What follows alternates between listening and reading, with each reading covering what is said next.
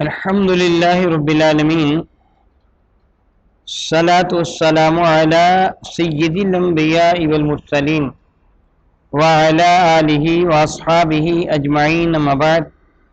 اعوذ باللہ من الشیطان الرجیم، بسم اللہ الرحمن الرحیم۔ الحمد للہ تعالی کہ خلاق کائنات جل وعلا کے احسان اور کرم سے آج آپ کا سبق شروع ہوگا سورۃ الواقعہ کی 70 نمبر آیا شیفہ سے آگے۔ ملاحظہ کیجئے، اعوذ باللہ من الشیطان الرجیم، بسم اللہ الرحمن الرحیم۔ افرأیتم النار التی تؤرون، افرأیتم بس کیا تم نے دیکھا، یعنی بھلا بتاؤ تو صحیح، النار التی وہ جو آگ، تورون جو تم روشن کرتے ہو، جو تم جلاتے ہو آگ کو، کیا تم نے کبھی غور کیا؟ انتم انشأتم کیا تم نے اگایا ہے، شجرتہ اس آگ کے درخت کو، ام نحن المنشئون یا پھر ہم اسے پیدا فرمانے والے ہیں۔ رب ذوالجلال نے اس آیہ بارکہ میں اپنی ایک قدرت کا اظہار فرمایا۔ آگ جو تم جلاتے ہو، یاد رکھیے سب کچھ اللہ تعالیٰ جل وعلا کی قدرت کاملہ سے کائنات ہستی میں وقوع پذیر ہو رہا ہے۔ میں اور آپ زندہ ہیں تو اللہ تعالیٰ کی قدرت کے ساتھ، میں آپ کی زیارت کر رہا ہوں، آپ مجھے دیکھ رہے ہیں تو اللہ تعالیٰ کی قدرت کے ساتھ، اگر میں اور آپ ایک دوسرے کی باتیں سن رہے ہیں تو اللہ تعالیٰ کی قدرت کے ساتھ، زمین و آسمان تحت و فوق و یسار یمین جو کچھ بھی ہے، جہاں بھی ہے، جس قدر بھی ہے، یہ اللہ تعالیٰ جل وعلا کی قدرت کا شاہکار ہے۔ خلاق کائنات جل وعلا نے اپنی نعمتوں میں سے ایک نعمت کا ذکر فرمایا، آگ۔ اللہ اکبر، اللہ اکبر۔ اگرچہ جلا دینے والی ہے لیکن ہے رب کی نعمت، اگر اس کا صحیح استعمال کیا جائے تو یہ اللہ تعالیٰ کی نعمت ہے۔ ذرا اس نعمت کو پروردگار عالم جل وعلا کی عطا سمجھتے ہوئے اس پہ تھوڑا سا غور کریں۔ اگر آگ نہ ہوتی تو ہمیں کھانا کون چیز پکا کے دیتی؟ کھانا کس چیز پر پکتا ہے؟ بلکہ توانائی کا ایک ذریعہ آگ ہے۔ میں اور آپ اگر موٹر سائیکل پہ، گاڑی پر، بس پر کسی جگہ سوار ہو کے جاتے ہیں تو اس کا انجن آگ ہی کی وجہ سے چلتا ہے۔ اگر آگ نہ ہو تو اس کا انجن نہیں چل سکتا۔ آگ کی وجہ سے رب کائنات جل وعلا کی بہت ساری چیزوں کو، توانائیوں کو پیدا فرماتے ہیں۔ کتنی چیزیں ہیں یہ چیزیں جو آپ کے سامنے، یہ میک فلاں فلاں یہ چیزیں ہیں، یہ آگ کی وجہ سے بنی ہیں۔ آگ نے لوہے کو پگھلایا، تانبے کو پگھلایا، سونے کو پگھلایا، وہ کتنی چیزیں ہیں جو آگ میں پگھل کر پھر تیار ہوتی ہیں۔ تو رب کائنات اشارہ فرماتا ہے، میری یہ نعمت جس سے تم فائدہ اٹھاتے ہو، جس سے تم روشن کرتے ہو، بتاؤ آگ کو تم نے پیدا کیا ہے یا ہم نے پیدا کیا ہے؟ پھر یہ بتاؤ کہ جس درخت کے ذریعے تم آگ جلاتے ہو، یاد رکھیے کہ اہل عرب میں، عرب کے جنگلات میں دو درخت تھے، ایک کو زن کہتے تھے، ایک کو زندہ کہتے تھے۔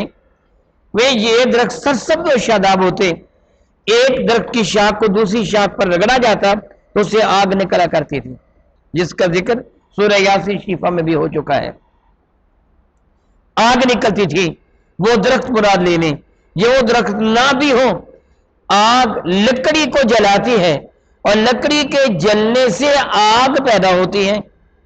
رب ذوالجلال فرماتا ہے، بتاؤ اس درخت کو تم نے بنایا کہ ہم نے بنایا؟ اس زمانہ میں یہ دوسری چیزیں پلاسٹر وغیرہ تو تھا نہیں، لکڑی کے ساتھ یہ عموماً آگ جلائی جاتی تھی۔ زمین سے اگنے والا گھاس پھوس وغیرہ یا لکڑی وغیرہ، اس کے ساتھ آگ بھڑکائی جاتی تھی۔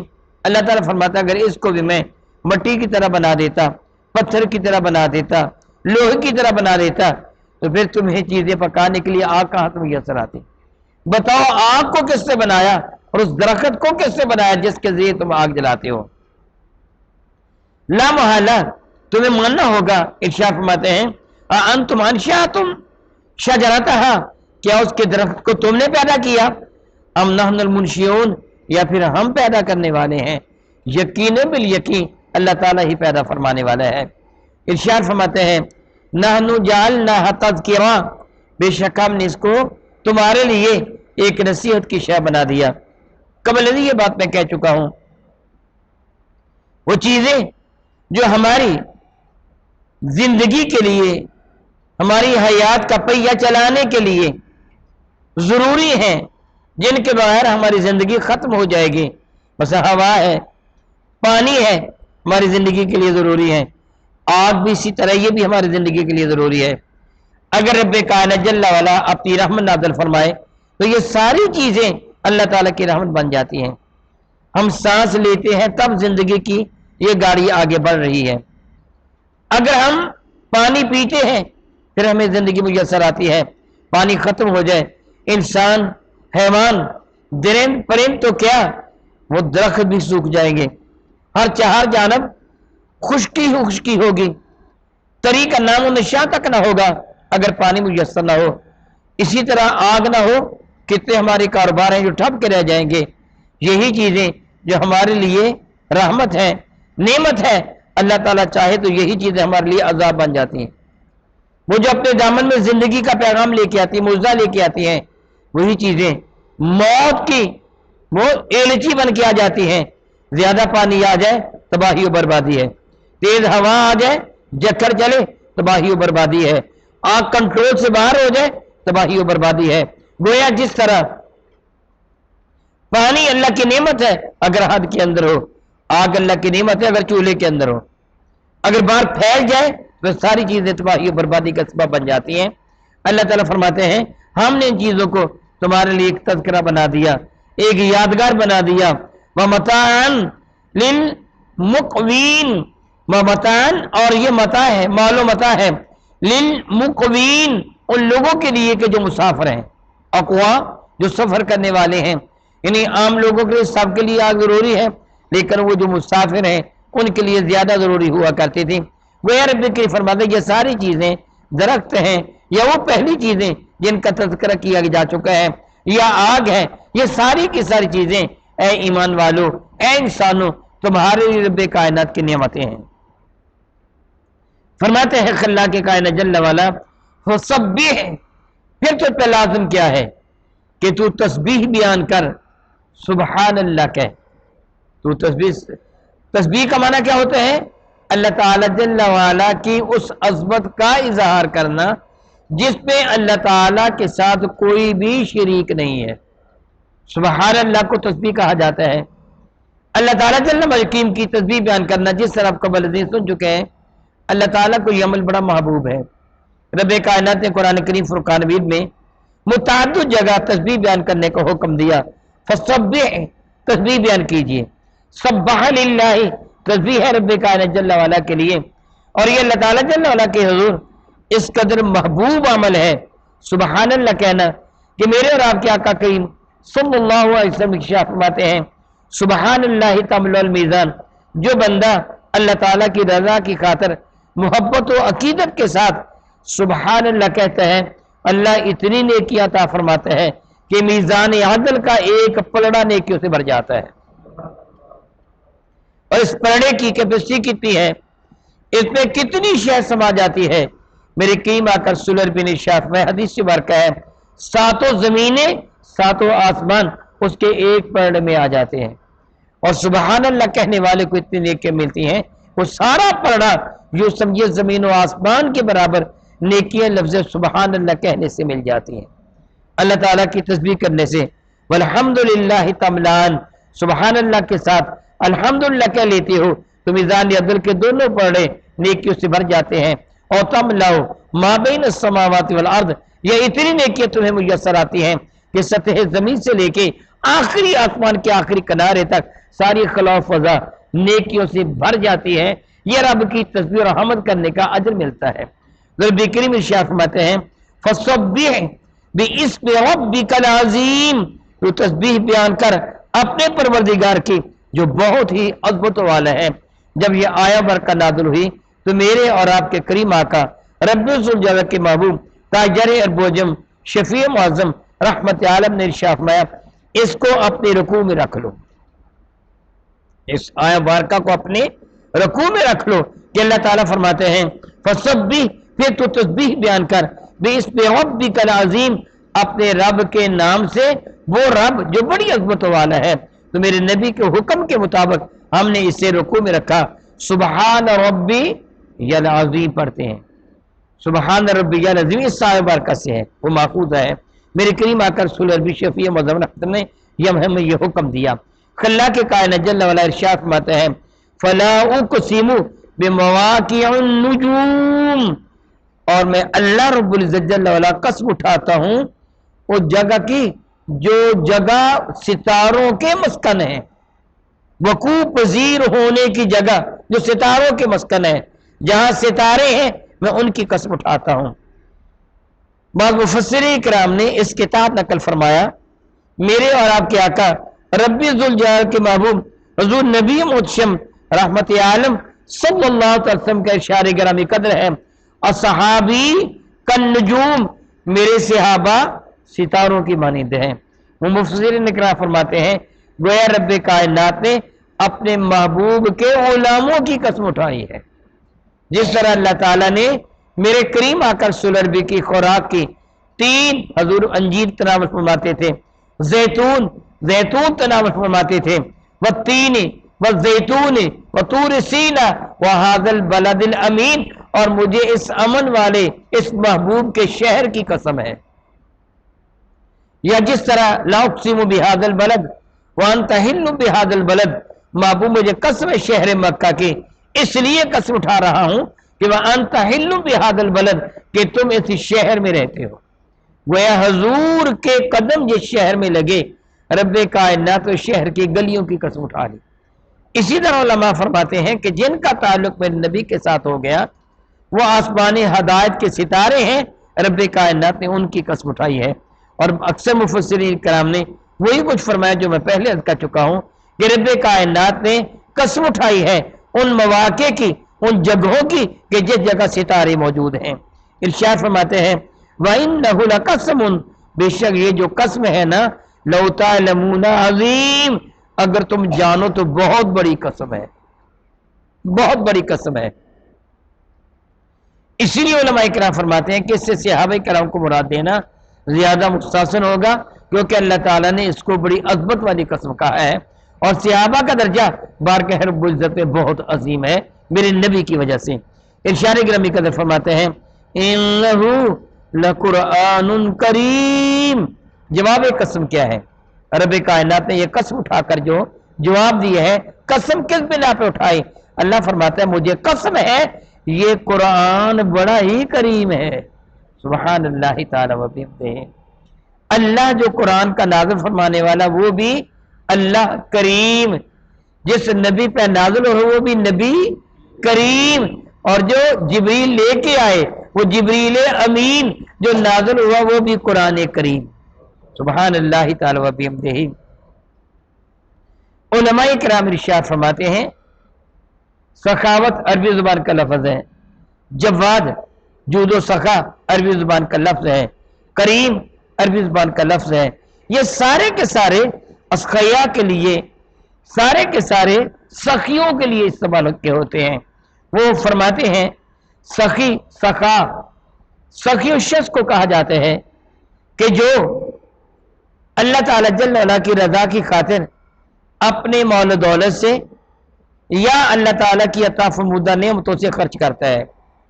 جس طرح میرے اور آپ کے کریم آقا حضور نبی مرشد رحمت عالم صلی اللہ علیہ وسلم نے ارشاد گرامی قدر صحابہ سے فرمایا مجھے بتاؤ سب سے بڑا سخی کون ہے؟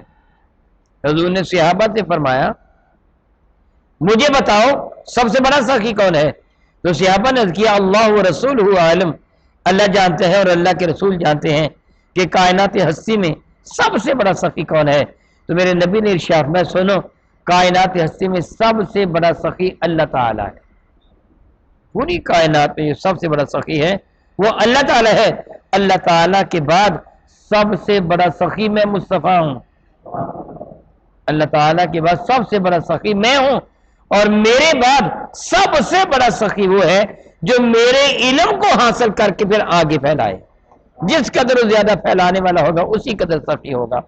پھر سخی کا معنی صرف روپے پیسے دینے والا نہیں، اناج ہی دینے والا نہیں، مادی اشیاء دینے والا ہی نہیں، بلکہ علم دین کو پھیلانا بھی سخاوت ہے. سخی وہ جو اللہ تعالیٰ کی عطا فرمودہ نعمتوں کو اللہ کی راہ میں خرچ کرے، اور جواد وہ جو اپنی ضرورت کے سوا باقی سب کچھ خرچ کر دے، اپنی ضرورت کی چیز اپنے پاس رکھ لے، بقیہ جو بھی ہو سب کچھ خرچ کر دے، اور سخی وہ جو اپنی ضرورت کی بھی پرواہ نہ کرے، سب کچھ ہی عطا کر دے۔ سبحان اللہ، قرآن کریم ہے، ایسا سخی ہے، ایسا سخی ہے کہ جس کے خزانوں میں کمی آتی ہی نہیں ہے، ایسا کریم کہ جس کے خزانوں میں کمی آتی نہیں ہے، جو سخاوت کرتا ہوا اپنا ہاتھ روکتا ہی نہیں ہے۔ اسی بنا پر رمضان کو بھی کریم کہا جاتا ہے کہ وہ بھی رحمتوں کے خزانے لے کے آتا ہے، قرآن کریم بھی رحمتوں کے خزانے لے کے آتا ہے۔ ایک ایسی بے مثال کتاب کہ جس کی زیارت کرنا بھی عبادت ہے، جس کی تلاوت کرنا بھی عبادت ہے، اور جس پر عمل کرنا بھی عبادت ہے۔ ارشاد فرماتے ہیں کہ بے شک یہ قرآن مجید فرقانی حبیب بہت ہی کریم ہے، فی کتاب مکنون، مکنون کان سے ہے، کان اس شے کو کہتے ہیں جس میں جواہرات یا خزانہ چھپا ہوا ہوتا ہے، عام نظر نہیں آتا، اس سے اس خزانے کو نکالا جاتا نظر آتا ہے۔ گویا ایک ایسی کتاب جو محفوظ ہے لوگوں کی نگاہوں سے، لوگ اسے دیکھ نہیں سکتے، مراد اس سے لوح محفوظ ہے کہ جس پر صرف اور صرف خاص لوگوں کی نظر ہے، انبیاء کی، اولیاء کی، ملائکہ کی، فرشتوں کی نظر وہاں پر ہے، اس لیے اسے کتاب مکنون قرار دیا گیا۔ یہ قرآن کریم لوح محفوظ پر لکھا ہوا ہے۔ ارشاد فرماتے ہیں رب کائنات جل وعلا، لا یمسہ الا المطہرون، خبردار خبردار، اس قرآن کو کوئی بھی مس نہ کرے سوائے اس کے جو بہت پاک ہے، طاہر، پاک، مطہر، بہت زیادہ پاک۔ بحمد اللہ تعالی، سبحان الحمد اللہ تعالی، مسلمان ایک اعتبار سے ہمیشہ پاک ہے، کبھی حکمی اعتبار سے پلید ہوتا ہے، حقیقی اعتبار سے مسلمان پاک ہوتا ہے، حکمی اعتبار سے کبھی پلید ہوتا ہے جب اسے غسل کی حاجت ہوتی ہے، اس کو حد سے اکبر کہتے ہیں۔ کیا کہتے ہیں؟ حد سے اکبر کہتے ہیں۔ بڑا ٹوٹ جانا، یعنی وضو ٹوٹ گیا، وہ غسل ٹوٹ گیا، غسل کر لے گا تو کیا ہو جائے گا؟ پاک، طاہر ہو جائے گا۔ اب اس کا جسم پاک ہے، ناپاک نہیں ہے، مسجد میں آ سکتا ہے، مسجد میں آ سکتا ہے، قرآن کریم کی تلاوت کر سکتا ہے، لیکن قرآن کریم کو ہاتھ لگانے کے لیے طاہر ہونا کافی نہیں، مطہر ہونا ضروری ہے۔ کامل ترین طہارت، اور بہترین طہارت کب ہوگی؟ جب ہم وضو کر لیں گے۔ گویا محض غسل کرنے والا پاک ہے، طاہر ہے، پاک ہے، لیکن وضو کرنے والا مطہر ہے، یعنی بہت زیادہ پاک ہے۔ اللہ تعالیٰ فرماتے ہیں لا یمسہ الا المطہرون، اس کو کوئی بھی نہیں چھو سکتا سوائے اس کے کہ جو بہت پاک ہو۔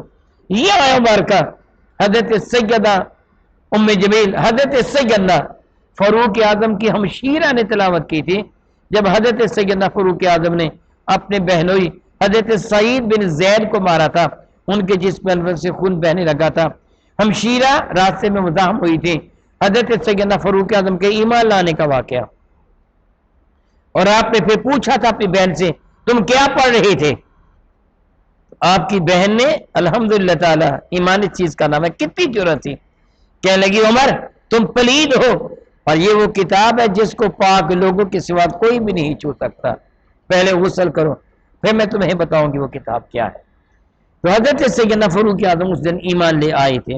رب کریم فرماتے ہیں سبحان اللہ سبحان اللہ سبحان اللہ، اس کو وہی چھوئے گا جو بہت زیادہ پاک ہوگا۔ تنزیل من رب العالمین، یہ نازل فرمودہ ہے، تنزیل کہتے ہیں آہستہ آہستہ اترنے کو، نازل اور آہستہ آہستہ بتدریج اترے اس کو تنزیل کہتے ہیں، جو کہ قرآن کریم فرقان حمید، تورات یا انجیل یا زبور کی طرح یک بار کی نازل نہیں ہوا، بلکہ 23 سال تک میرے نبی پر نازل ہوتا رہا، بتدریج اترا ہے، آہستہ آہستہ، اس لیے یہاں لفظ تنزیل استعمال کیا گیا۔ فرماتے ہیں تنزیل من رب العالمین، یا ایسا ایسا اتارا ہوا ہے اس رب کائنات کی جانب سے جو پورے عالمین کا رب ہے، پالنے والا ہے۔ سبحان اللہ تعالی و بحمدہ، سبحان اللہ تعالی و بحمدہ۔